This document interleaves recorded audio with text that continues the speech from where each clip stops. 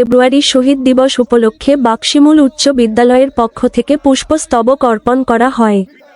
বাক্সিমূল উচ্চ বিদ্যালয়ের শহীদ মিনারে পুষ্পস্তবক অর্পণ করেন বাক্সিমূল উচ্চ বিদ্যালয়ের প্রধান শিক্ষক মোহাম্মদ শফিকুল ইসলাম, সহকারী প্রধান শিক্ষক মোহাম্মদ জামাল হোসাইন, বাক্সিমূল সরকারি প্রাথমিক বিদ্যালয়ের প্রধান শিক্ষক স্বপন আহমেদ ইউনুস, কুমিল্লা দক্ষিণ জেলা যুবদলের যুগ্ম আহ্বায়ক মোহাম্মদ এনামুল হক সবুজ,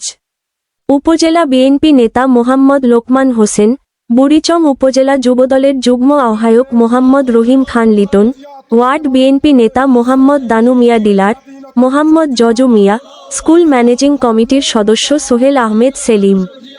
বাক্সিমূল ইউনিয়ন স্বেচ্ছাসেবক দলের সাধারণ সম্পাদক মোহাম্মদ কামাল হোসেন, যুবদল নেতা মোহাম্মদ আশরাফুল, কাইসার, আমিন, ছাত্রদল নেতা সাগর আহমেদ রাজ, ইঞ্জিনিয়ার হৃদয়, ছাত্র নেতা মোহাম্মদ হাসিব সহ বিভিন্ন সংগঠনের নেতৃবৃন্দ।